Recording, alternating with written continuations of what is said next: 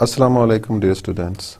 Welcome to the course of International Relations for undergraduate classes conducted by ComSet Institute of Information Technology, Virtual Campus Islamabad. With this, we would start the new chapter. अब ये no बन गई है, Second World War ख़त्म हो गई है.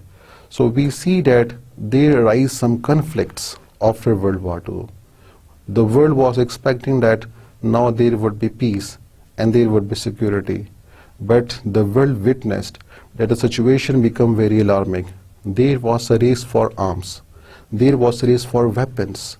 And the situation was getting very close to a nuclear war. The world was very close to destruction. आखिर कौन से ऐसे developments हुए जिसकी वजह से the world was so near to a nuclear war.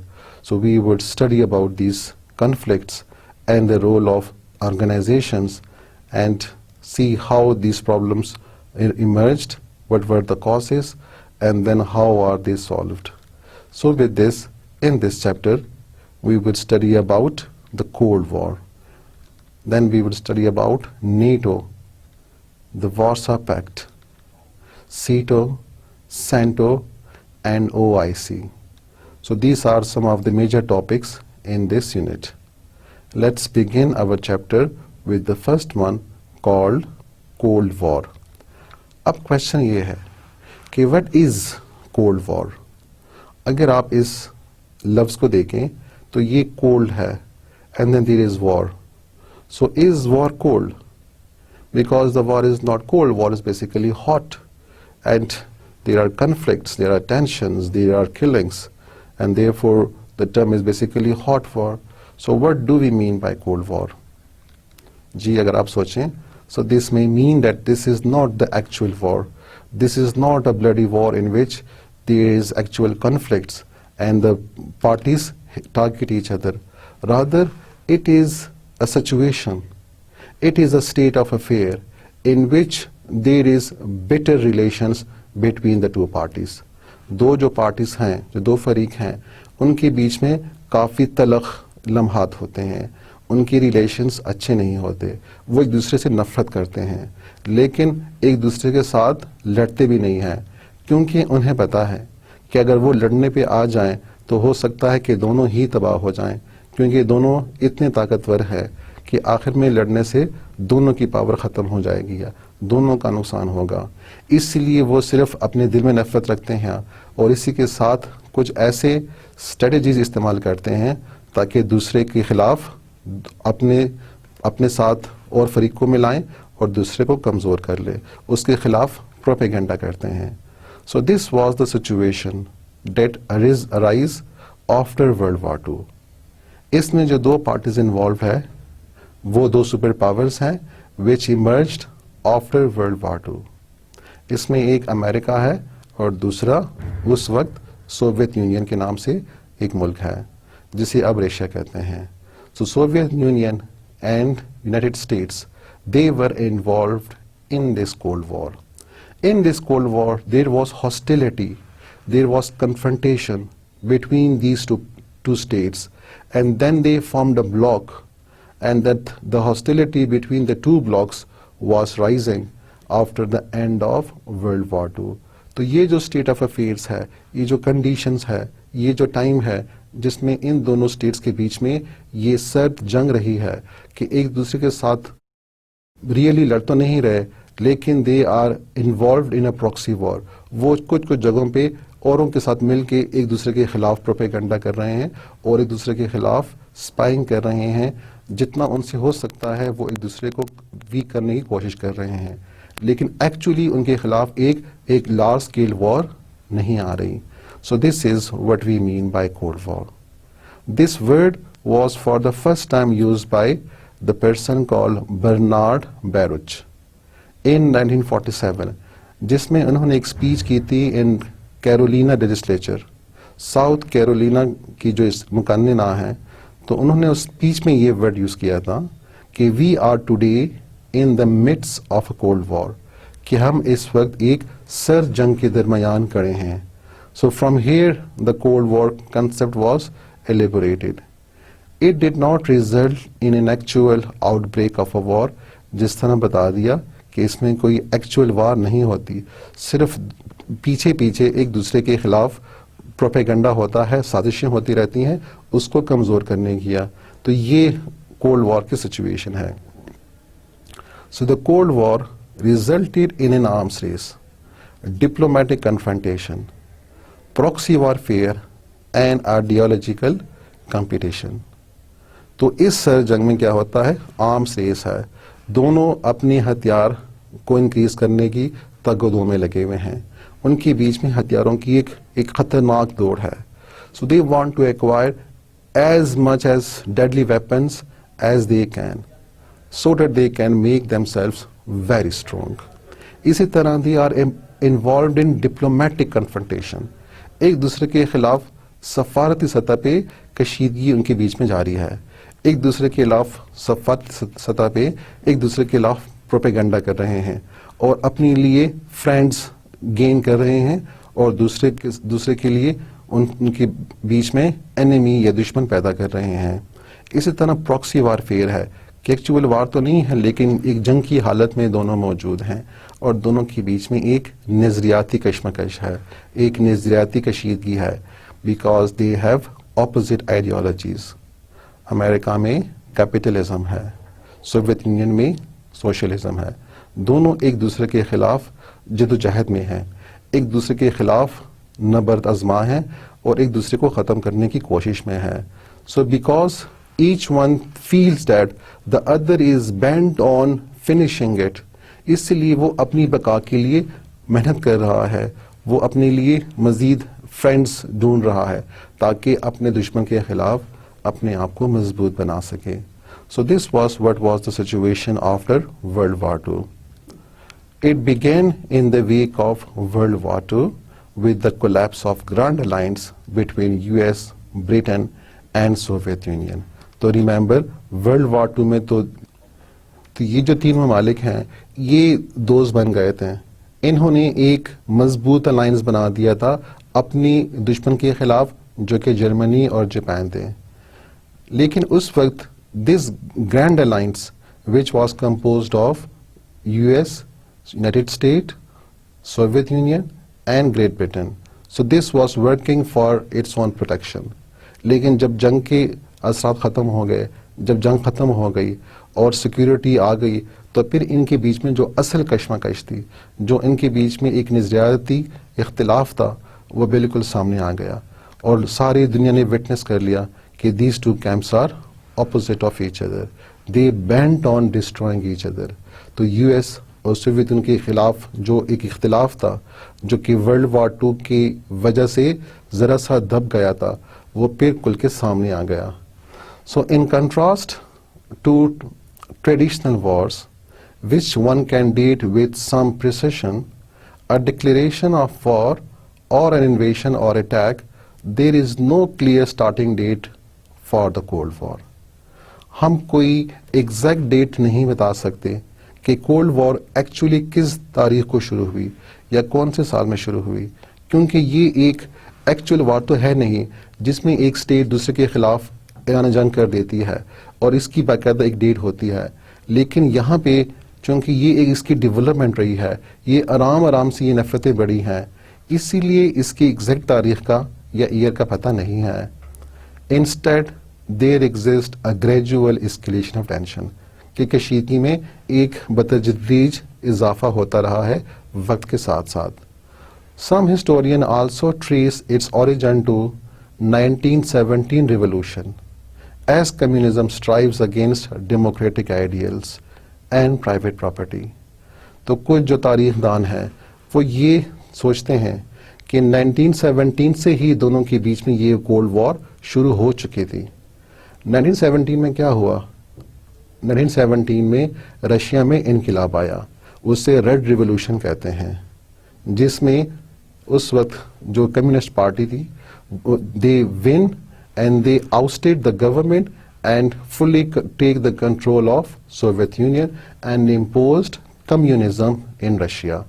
But communism is against capitalism because communism is against democratic ideals, while capitalism stands for and supports democracy, the rights of people and equality. جبکہ communism اس کے خلاف ہے. It says everything belongs to state, state is superior. اسی کے ساتھ communism is against private property. تو کچھ مخرحین کے مطابق 1917 سے ہی یہ کولڈ وار شروع ہو چکی تھی، لیکن اس وقت اتنی نمایاں نہیں دیا. لیکن after world war two the real differences emerged.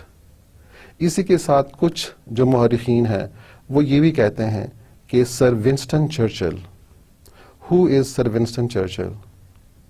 G he is the British prime minister. He was the British prime minister during world war two. تو ان کی ایک اسپیچ تھی جو کہ انہوں نے کی تھی، اور ان کی یہ جو اسپیچ ہے تو کچھ لوگوں کے مطابق، کچھ رائٹرز کے مطابق یہ جو اسپیچ ہے this also helped in rising the Cold War. It has also escalated Cold War. It has motivated Cold War. تو یہ جو اسپیچ ہے اس نے بھی سر جنگ کو ہوا دی ہے.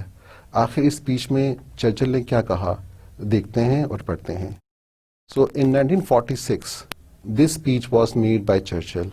In the speech Churchill said, "From Stettin in the Baltic to Trieste in the Adriatic, an iron curtain has descended across the continent." مطلب کیا ہے؟ اسٹیٹن اور ٹریسٹے یہ دو مقام ہیں. ٹریسٹے کانٹیننٹ میں، جو یورپ کا کانٹیننٹ ہے یہ نیچے آ رہا ہے، اور جو اسٹیٹن ہے یہ اوپر آ رہا ہے کانٹیننٹ کیا. تو ان کے بیچ میں ایک وسیع و عریض علاقہ ہے، اور ان کے بیچ میں کافی زیادہ اسٹیٹس ہیں. تو چرچل کے مطابق یہ جو اسٹیٹن سے لے کے ٹریسٹے تک جتنی بھی ایریا ہے تو اس کے بیچ میں ایک لوہے کی دیوار آ گئی ہے. اس کے بیچ میں ایک لوہے کا پردہ بن گیا ہے. یہ لوہے کا پردہ ایسا ہے کہ اس نے ایسٹرن یورپ اور ویسٹرن یورپ کو ڈیوائڈ کر دیا ہے. اس نے دونوں کو بلاک کر دیا ہے. اب ویسٹرن یورپ کے لوگ ایسٹرن یورپ نہیں جا سکتے. کیوں نہیں جا سکتے؟ کیونکہ یہ آئرن کرٹن ہے، یہ لوہے کی دیوار ہے جہاں سے وہ آگے نہیں جا سکتے، کیونکہ سوویت یونین ان کو آگے جانے نہیں دے رہا، وہ ان کو بلاک کرتا ہے. انہوں نے پابندیاں لگائی ہیں کہ ویسٹرن یورپ کے لوگ ایسٹرن یورپ میں نہیں آ سکتے. اسی طرح ایسٹرن یورپ کے لوگوں کو الاؤڈ نہیں تھا کہ they move towards western Europe. تو بالکل یہ دونوں ایک خور میں بند ہو گئے ہیں. ان کے بیچ میں ایک لوہے کی دیوار سی، ایک لوہے کا پردہ بن گیا ہے. مطلب ہے کہ ایجیٹیشن والی بات تھی، ان کو کافی اس پہ طیش آیا کہ انہوں نے اس پر لوہے کی دیوار کو کہہ دیا ہے، حالانکہ ہم صرف اپنے آپ کو الگ رکھنا چاہتے ہیں، لیکن انہوں نے کافی نیگیٹو ورڈ یوز کر لیا ہے. آگے وہ کہتے ہیں کہ behind that line lie all the capitals of ancient states of Central and Eastern Europe. اور یہ جو لوہے کی دیوار ہے اس لائن کے پیچھے وہ ہمارے پاس وہ جو ہمارے قدیم اثاثہ ہیں یورپ کے، سینٹرل یورپ اور ایسٹرن یورپ کے، وہ ہم سے کٹ گئے ہیں، وہ ہم سے جدا ہو گئے ہیں، وہ اس دیوار کے پیچھے رہ گئے ہیں. اب ہماری وہاں تک رسائی حاصل نہیں ہے. Increasing measure of control from Moscow. اور یہ جو اسٹیٹس ہیں ایسٹرن یورپ کے اور سینٹرل یورپ کے، تو ان کو کنٹرول کیا جا رہا ہے ماسکو سے. یہ ماسکو کے کنٹرول میں آ گئے ہیں، ہم سے یہ دور ہو گئے ہیں، ہمیں علیحدہ کر دیا گیا ہے. تو اس اسپیچ نے بھی کولڈ وار کو ہوا دی. انہوں نے ایندھن کا کام دیا جس طرح ایندھن آگ پہ ڈالا جاتا ہے. تو لہٰذا this speech was also responsible for escalating the Cold War. Let's see in this image what is Iron Curtain. تو آپ کو یہ یورپ کا کانٹیننٹ نظر آ رہا ہے اور اس میں آپ کو ایک ریڈ لائن نظر آ رہی ہے. یہ جو ریڈ لائن ہے یہ آئرن کرٹن کو ریپرزینٹ کر رہا ہے. تو آپ دیکھ سکتے ہیں if you look at the top of the line on your screen تو یہ آپ سمجھیں کہ یہ بالٹک کا ایریا ہے. تو یہاں سے یہ بالٹک کا علاقہ یہ لائن شروع ہو رہی ہے اور پھر یہ اسکرین کے نیچے جہاں پہ آپ کو ریڈ لائن نظر آ رہی ہے تو یہ ایڈریاٹک کا علاقہ ہے. تو اوپر بالٹک سے لے کے نیچے اب نیچے جو اسکرین ہے جہاں پہ ایڈریاٹک کا علاقہ ہے تو یہ ساری لائن جو ہے جس نے ایسٹرن یورپ کو اور ویسٹرن یورپ کو الگ کر دیا ہے. آپ دیکھ سکتے ہیں کہ ایک طرف جو لائن ہے لیفٹ میں آپ کو نظر آ رہا ہے کہ ویسٹرن یورپ کے علاقے ہیں اور یہ کٹ گئے ہیں ایسٹرن یورپ کے علاقے سے جو کہ آپ کے رائٹ اسکرین پہ نظر آ رہے ہیں. اور یہ جو ریڈ لائن ہے یہاں کے کراس موومنٹ پاسبل نہیں ہے.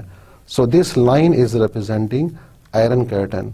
ایک طرف کمیونسٹ اسٹیٹس ہیں, دوسری طرف کیپٹلسٹک اسٹیٹس ہیں. So this was what was the speech all about. اسی کے ساتھ کچھ اور بھی ڈیولپمنٹس ہوئی ہیں جس نے کولڈ وار کو مزید تقویت دی, اس کو مزید بڑھایا. اس میں ایک جو پالیسی ہے وہ یو ایس کی پالیسی ہے to fill the vacuum created by British departure, and this was disliked by Soviet Union because Soviet Union regarded it as against its own territorial existence. کیا مطلب ہے اس کا کہ جب after world war two Britain اور اس طرح جو باقی یورپین ماسٹرز ہیں, because they were not able to control their colonies, so therefore they give independence to their colonies. اب جب وہاں سے برٹن اور باقی یورپین پاورز جا رہے ہیں تو اس لیے وہاں پہ ایک پاور کی خلا پیدا ہو رہی ہے. ایک پاور جو وہاں پہ پہلے موجود تھی اب وہ پاور وہاں سے ہٹ رہی ہے, تو اسے کہتے ہیں ویکیوم, پاور ویکیوم. اب یو ایس نہیں چاہتا کہ یہ جو ویکیوم ہے یہ یہاں پہ پیدا ہو, کیونکہ اگر برطانیہ وہاں سے چلا گیا, ان اسٹیٹ سے چلا گیا, تو وہاں پہ پاور کم ہو جاتی ہے. اور اس اثناء میں سوویت یونین کو یہ ایک موقع ملے گا کہ وہ ان جگہوں پہ آ کے اپنا اثر و رسوخ بڑھائے, ان علاقوں پہ اٹیک کر لے اور ان کو بھی کمیونسٹ بنا دے. اسی لیے the U S did not want this power vacuum to be left, and therefore this space, this vacuum should be filled by US. تو جہاں جہاں سے برطانیہ نکل رہا ہے تو وہاں پہ یو ایس اپنے آپ کو انٹر کر رہا ہے, اپنی ایگزسٹنس کو انشور کر رہا ہے تاکہ سوویت یونین وہاں پہ نہ آ سکے اور وہاں پہ کمیونزم کو نہ پھیلا سکے. اسی پالیسی کو یو ایس کی policy to fill the vacuum created by British departure. But this policy was not liked by Soviet Union, کیونکہ وہ خود سوچ رہے ہیں کہ امریکہ یہ جو کر رہا ہے تو یہ ہمیں وہاں پہ نہ آنے کے لیے کر رہا ہے, ہمارے داخلے کو روک رہا ہے, یہ سب کچھ ہمارے اگینسٹ ہے. So this breed hatred between the two parties, and therefore Soviet Union was angry on this policy as well. This also increases the intensity of Cold War. اسی کے ساتھ یہ جو کچھ اس میں اگزامپل نظر آ رہی ہے کہ اس میں remilitarization of Greece and supporting newly independent states with economic and military assistance. Greece کو امریکہ نے دوبارہ ری ملٹرائز کیا, اس کی ملٹری پاور کو دوبارہ انکریز کیا تاکہ رشیا وہاں پہ اپنا اثر و رسوخ نہ بنا سکے, وہاں پہ اس کو آکوپائی نہ کر سکے. اسی طرح جو اسٹیٹس انڈیپینڈنس حاصل کر رہے تھے, جس طرح ہم نے پہلے بھی پڑھا تھا کہ the nation state system spread to non European states, تو یہ جو کالونیز تھے, so when they were getting independence, so what happened was that the European powers were moving and US was interfering. It was coming into those parts, into those states, and was giving them different kind of assistance. ان کو U S نے کافی امداد فراہم کی, امداد economic بھی پیسوں کے حوالے سے, فنڈ کے حوالے سے, اور ساتھ میں it also provided military help, it also provide military assistance and weapons.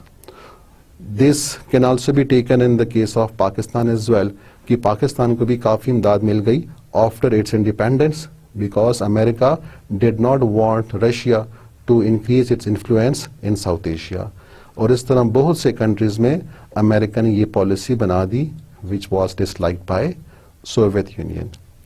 اسی کے ساتھ کچھ جو سسپیشن ہے, کچھ جو شکوک و شبہات ہیں, وہ سوویت یونین کے دل میں بھی آ گئے, کیونکہ ایک تو یہ جو filling of the vacuum by U S ہے, ایک تو اس کی وجہ سے کافی ان کے دلوں میں شکوک آئے اگینسٹ یونائٹڈ اسٹیٹس.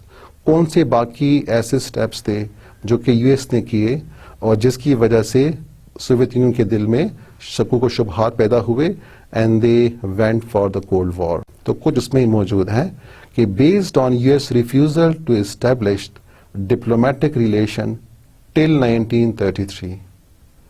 رشیا میں 1917 میں ریولوشن آیا, 1917 میں وہاں پہ نئی گورنمنٹ بنی, کمیونزم وہاں پہ اسپریڈ ہوا, پھیل گیا, لیکن یونائٹڈ اسٹیٹ نے اس کو منظور نہیں کیا, اس کو قبول نہیں کیا, اور انہوں نے رشیا کے ساتھ اپنے سفارتی تعلقات نہیں بنائے, یہاں تک کہ 1933 تک امریکہ did not established diplomatic relations with Soviet Union. سو یہ جو اتنا لمبا عرصہ ہے جس میں امریکہ نے اپنے ڈپلومیٹک ریلیشنز اسٹیبلش نہیں کیے سوویت یونین کے ساتھ, تو اس کی وجہ سے سوویت یونین کے دل میں اس کے خلاف ایک خلش رہی ہے کہ امریکہ ایسے کیوں کر رہا ہے, کیونکہ امریکہ اس کو پسند نہیں کرتا. U S keeping secret of Manhattan project of making atom bomb. یہ ورلڈ وار 2 کے درمیان امریکہ نے ایک پروجیکٹ بھی شروع کر لیا تھا جس کا نام ہے مینہٹن پروجیکٹ. یہ پروجیکٹ کس چیز کے بارے میں تھا؟ یہ پروجیکٹ ایک خفیہ پروجیکٹ تھا جس میں امریکہ خفیہ طور پہ ایٹم بم بنا رہا تھا, ایٹم بم کی تیاری کر رہا تھا, اس کا نیوکلیر پروگرام جاری تھا, اور یہ دنیا کا پہلا نیوکلیر پروگرام تھا جو کہ امریکہ نے سٹارٹ کیا تھا, and it was aimed at making atom bomb for the security of United States. لیکن امریکہ نے اس پروجیکٹ کے بارے میں سوویت یونین کو کچھ نہیں بتایا, اس کو خفیہ رکھا. تو سوویت یونین کے دل میں بھی یہ بات اگین پیدا ہو گئی کہ یہ جو اتنا بڑا پروجیکٹ تھا اور امریکہ ایک اتنا بڑا مہلک ہتھیار بنا رہا تھا, تو آخر اس کو جنگ کے دوران شیئر کرنا چاہیے تھا کہ جب جنگ عظیم میں یہ دونوں پارٹنرز ہیں, سو امریکہ was have a responsibility to share this news and this project with Soviet Union and should have informed her کہ ایسے ایک پروجیکٹ چل رہا ہے, but U S kept it secret from its partner. اسی کے ساتھ dealing in opening second front against German کہ جنگ عظیم کے دوران رشیا چاہتا تھا کہ امریکہ ایک دوسرا فرنٹ, ایک دوسرا جنگی محاذ جرمن کے خلاف اوپن کر دے. تو جب امریکہ ایک دوسرا محاذ اوپن کرے گا تو جرمن وہاں پہ انوالو ہو جائیں گے. تو اگر جرمن وہاں پہ انوالو ہو گئے تو یہاں پہ رشیا کو کچھ سکون کا سانس مل جائے گا, کیونکہ کچھ جرمنس وہاں پہ جب موو کریں گے تو یہاں پہ رشیا کو کچھ ایڈوانٹیج حاصل ہو جائے گا. لیکن امریکہ نے جو دوسرا جنگی محاذ ہے اس کے بنانے میں, اس کو سٹارٹ کرنے میں کچھ تاخیر کی. رشیا کے دل میں یہ بات پیدا ہوئی کہ آخر امریکہ یہ تاخیر کیوں کر رہا ہے. اسی لیے کہ امریکہ چاہتا ہے کہ جو رشیا ہے وہ جرمن کے خلاف پٹ جائے, جرمن کے خلاف کافی کمزور ہو جائے, تو اس کے بعد وہ دوسرا محاذ کھولے گا اور اس کے بعد وہ جنگ کرے گا. لیکن اس وقت رشیا نے جرمن کو کچھ کافی کمزور کر چکا ہوگا, لیکن رشیا بھی کمزور ہو چکا ہوگا, اور اس کے بعد ایڈوانٹیج کس کو جائے گا؟ جی, یو ایس کو جائے گا. تو اس لیے اس کے دل میں یہ ہمیشہ ایک خلش رہی ہے, ہمیشہ شک رہا کہ امریکہ آخر تاخیر کیوں کر رہا تھا. اگر امریکہ جلدی سیکنڈ فرنٹ اوپن کر دے تو یہاں پہ Russia will get some movement of relief and therefore it can again go with more attacks. So this was again one of the cause of US Soviet Union suspicion.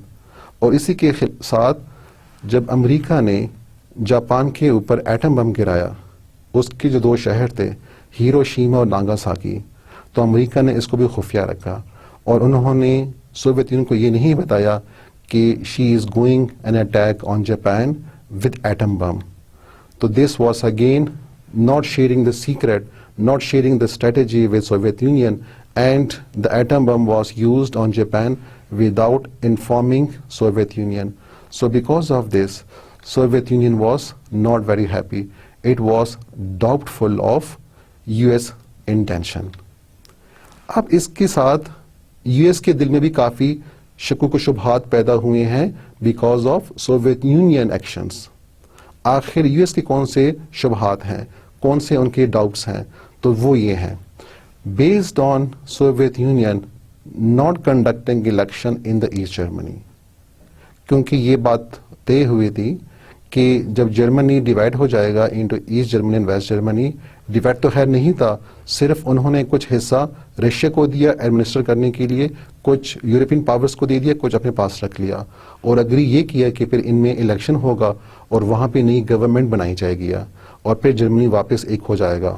لیکن Soviet union نے جنگ کے بعد وہاں پہ election کرنے سے انکار کر دیا. آخر کیوں انکار کیا؟ This was suspicious to United States. Erecting Berlin wall, پھر آخر میں سوویت یونین نے کیا کیا کہ جو اس کے کنٹرول میں جرمنی تھا، جو کہ ایسٹ جرمنی تھا، تو انہوں نے اس کے جو کیپٹل ہے جس کا نام برلن ہے، تو وہاں پہ ایک دیوار بنا دیا اور کافی لمبی دیوار بنائی، جس کا مقصد یہ تھا کہ ایسٹ جرمنی ویسٹ جرمنی سے کٹ جائے، کیونکہ ویسٹ جرمنی یورپین پاورز کے کنٹرول میں تھا اینڈ یو ایس کے کنٹرول میں تھا، جبکہ ایسٹ جرمنی سوویت یونین کے کنٹرول میں تھا. تو سوویت یونین نے یہ دیوار اس لیے بنائی تاکہ دونوں جو جرمنس ہیں وہ ایک دوسرے سے کٹ جائیں. This was not liked by the western powers, this was not like by the United States and European powers. And refusal to help in construction of areas outside Soviet Union control. ایک اور بات جو اس میں سارے متفق ہوئے تھے کہ جنگ کے بعد جو یورپینس کنٹریز ہیں تو ان کی کنسٹرکشن کے لیے، ان کے بنانے کے لیے دونوں سپر پاورز ہیلپ کریں گے، ان کی مدد کریں گے.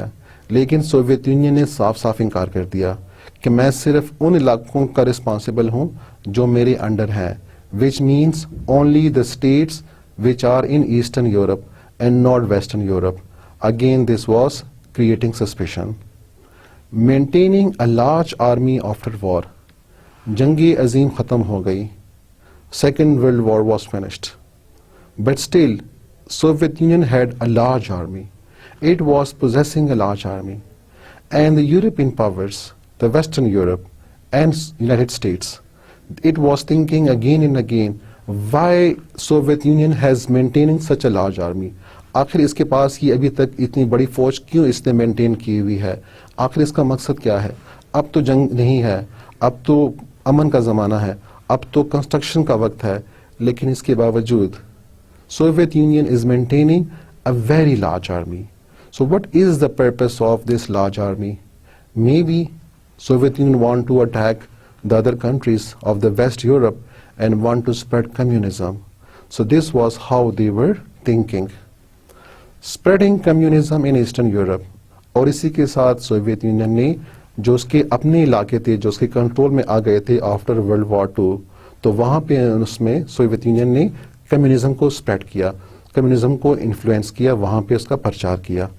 An entity American propaganda. اور اسی کے ساتھ Soviet union was also spreading propaganda against America. It was criticising America. It was having a policy against America which was not liked by the Americans.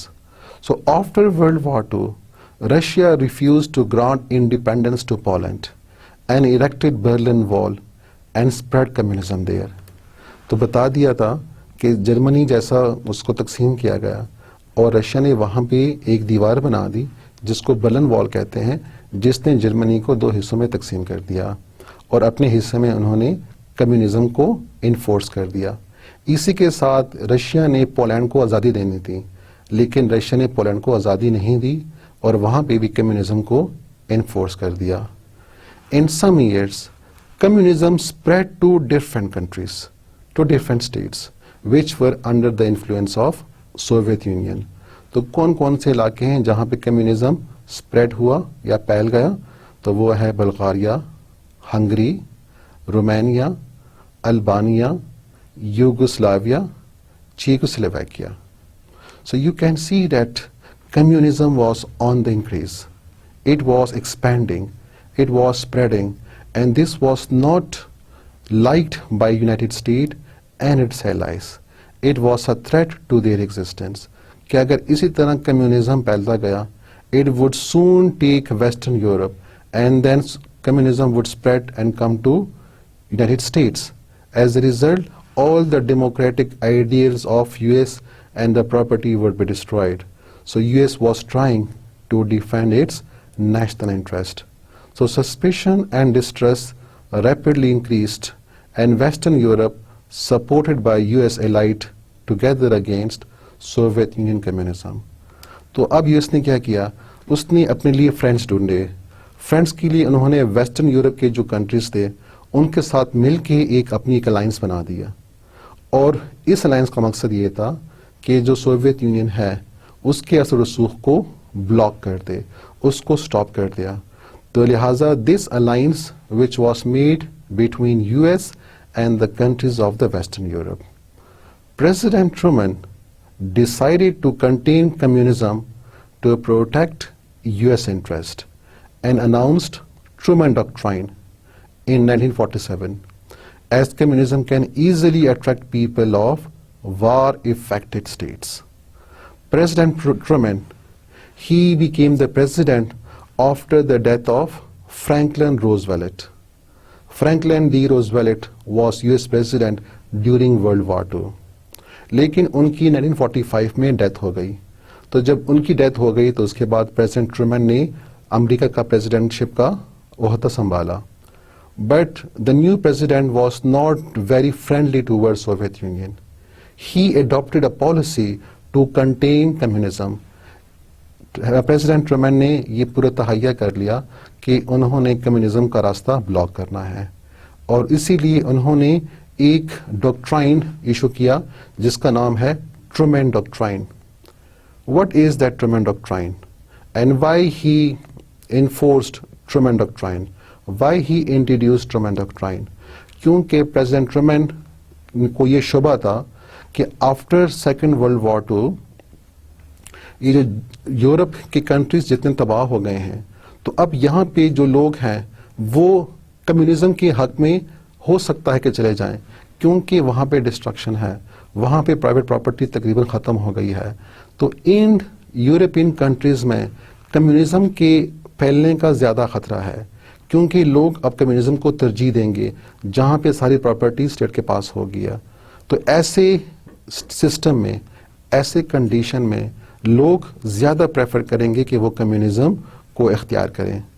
اب کیسے ان کو اس کمیونزم کے اختیار سے بچانا ہے, کیسے کمیونزم کو روکنا ہے, اس کے لیے امریکہ نے یہ پلان کیا کہ یہ جو یورپ کے کنٹریز ہیں ان کو امداد دی جائے, ان کو اپنا ملک دوبارہ بنانے میں اور ان کو ملٹری اسٹرانگ کرنے کے لیے امداد دی جائے.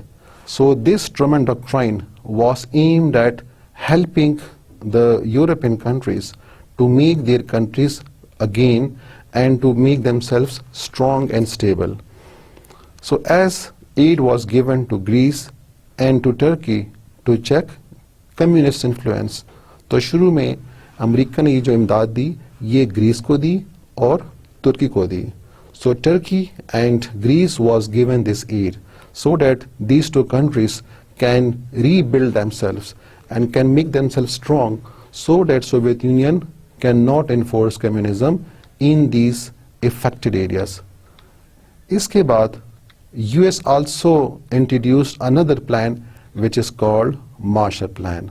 تو Marshall Plan Truman Doctrine کے ساتھ کچھ دیر بعد انٹروڈیوسڈ ہوا, کیونکہ US نے دیکھا کہ جو Truman Doctrine ہے اس کی کامیابی کافی زبردست آ رہی ہے. So along with that they introduced Marshall Plan. Marshall Plan was named after the US Secretary of Defense at that time. What was Marshall Plan? It was an extension of Truman Doctrine to protect Western Europe from economic collapse and communist domination. تو جیسا آپ دیکھ رہے ہیں کہ Truman doctrine کی ایک extension ہے Marshall Plan, and the purpose was again to help these western countries, to help these European countries, the western Europe countries, to make themselves rebuild and to strive against the spread of communism, because the Marshall Plan and the Truman Doctrine would provide them all the necessary assistance. So aid under the Marshall Plan was used to construct war-ravaged Europe and also lending for development to newly independent countries in Africa, Asia and Latin America to prevent communism influence in these areas. تو Marshall plan کافی comprehensive تھا. ایک تو اس کو European countries کو بھی دیا گیا تاکہ وہ اپنی اکانومی کو دوبارہ بنائیں, اپنی انڈسٹریز کو دوبارہ بنائیں, روڈز کنسٹرکشن انفراسٹرکچر کو دوبارہ بنایا جا سکے.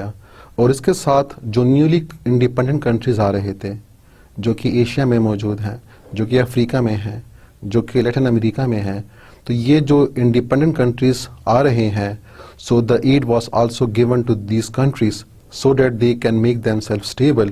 As they are new countries, they need money, they need assistance, and because of this assistance they would be strong and they would successfully resist the spread of communism.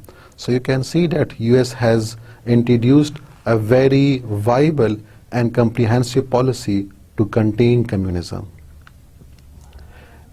Is just an image in which you can see the two superpowers trying against each other. ایک طرف US ہے تو Soviet union نیچے ہے, and US tries to over control all the countries and make Soviet Union go down. دوسری طرف again it's the reverse, Soviet Union trying again the same thing to make itself dominant and to control United States as a weaker party. So this is, you can see, a stage of confrontation, and which was a special characteristic of the Cold War. Communism soon spread to China with the initial backing of Soviet. Chiang Kai-shek government was exiled to Formosa, Taiwan. تو اب جیسے نظر آ رہا ہے کہ کچھ جگہوں پہ تو امریکہ کو کامیابی مل رہی ہے, لیکن ایشیا میں چائنا میں ریولوشن آیا. چائنا میں ریولوشن کس طرح آیا؟ Because US was supporting the communist, and as a result in China the government of Chiang Kai-shek, who was the ruler at that time, so that government was overthrown, اس کو شکست ہوئی, اور چیانگ کائی shake وہاں سے فرار ہوئے اور وہ چلے گئے فارموسا. فارموسا اس وقت ان کا ایک پروونس تھا, اور فارموسا کو آج کل تائیوان کہا جاتا ہے. تو تائیوان کا پرانا نام فارموسا ہے, جو کہ ابھی تک وہاں پہ ان کی اپنی ایک ڈفرینٹ گورنمنٹ ہے وچ از ڈفرینٹ فرام چائنا. تو چائنا سے جب وہ چلے گئے تائیوان کی طرف, تو چائنا میں جو اس وقت کے لیڈر تھے ماؤ زے تنگ, انہوں نے کمیونزم کو انفورس کیا. اور چائنا آپ کو پتہ ہے کہ دنیا کی سب سے بڑی آبادی ہے, which means communism spread to a larger section of the world. It spreads to a larger population of the world with the help of Soviet Union. So soon communists spread to North Korea and North Vietnam through China and Russia backing. اب چونکہ China بھی communist بن چکا ہے, اور اسی کے ساتھ because of the world war, the Korea was divided into two parts. One was North Korea and the other was South Korea, and اسی طرح ہمارے پاس North Vietnam اور South Vietnam تھے. تو North Korea was under the influence of Soviet Union, and through the influence of Soviet Union and China, communism was introduced in North Korea, while the South Korea was under the influence of the America and Western powers, Western Europe. So the capitalism was introduced there, and similarly the same happened in Vietnam as well. In North Vietnam, communism was introduced, and in South the capitalism or the democratic system was introduced. So US supported South Korea and South Vietnam. In the Vietnamese war, the North Vietnam won and US was defeated, because there were different systems in the Vietnam now. ایک میں communism ہے, دوسرے میں socialism ہے, اور اس کی وجہ سے دونوں کے بیچ میں ایک کنفلکٹ آیا, وار سٹارٹ ہوئی ہے. تو وار میں کیا ہوا؟ US start supporting South Vietnam. Russia, Soviet Union at that time, along with China, start supporting North Vietnam. And in this war, there was more casualties. تقریباً 30 لاکھ کے قریب ویتنامیز اس میں مارے گئے, اور اس میں کافی نقصان امریکہ کا بھی ہوا. تقریباً کوئی 50,000 کے قریب امریکی اس میں جان سے ہاتھ دھو بیٹھے. So US also suffered very much, and as a result the US has to pull out of this war, and the war was won by North Vietnam. لیکن اسی اسنا میں یہ جو جنگ ہوئی اس کی وجہ سے بھی دونوں کے بیچ میں کولڈ وار مزید زیادہ ہوئی کیونکہ they were supporting parties to fight with each other, and as a result these two were actually fighting through some other parties, and this was resulting in again more and more Cold War. In Latin America, US was again having a very embarrassing situation when Soviet Union installed missiles in Cuba, and Soviet Union also influenced Cuba and Nicaragua against US, جس کی وجہ سے again cold war کافی خطرناک حد تک چلی گئی. اس میں کیا ہوا, سوویت یونین نے کیوبا میں کچھ میزائلز نصب کیے جو کہ ذرا سا امریکہ کے قریب ملک ہے, جس کی وجہ سے یو ایس کو یہ خطرہ لاپیش ہوا کہ Soviet Union is going to attack on U S through Cuba. As a result, US forces were also mobilized, and the situation was very deadly. It was very dangerous situation. It was again close to a nuclear war, and thanks that this situation was then avoided, and Soviet Union deinstalled the missiles and removed the missile from Cuba. تو یہ بھی ایک کشیدگی کی situation تھی. اب آتے ہیں پاکستان کی طرف, which lies in South East Asia. So in South Asia, Pakistan was given aid and financial support by US during Cold War, and Pakistan became member of SEATO and CENTO for protection against communism. تو US نے پاکستان کو بھی اپنے اعتماد میں لیا اور پاکستان کو بہت زیادہ امداد دی گئی under Marshall plan, and the plan was to make Pakistan strong so that it can block Soviet Union communism policy or expansion policy, because Pakistan is closer to Soviet Union, اور ایسا نہ ہو کہ سوویت یونین اپنے neighbours کے ساتھ اپنے neighbour کے اوپر اٹیک کر کے وہاں پہ کمیونزم کو انفورس کرے. اس لیے پاکستان کو چنا گیا, and Pakistan was given a lot of aid during Marshall Plan, and Pakistan was also made a member of SEATO and CENTO. SEATO اور CENTO ہم مزید پڑھیں گے. They were defense alliances. They were defense treaties, and the aim of these two treaties were to fight against communism, and Pakistan took the membership of both of these organizations. In this picture, you can see a situation of the Cold War. The blue represents the capitalistic influence, while the red line, the red color represents the communist influence. In this image, you can see that how the two superpowers were using the different states for their aims, for their policy.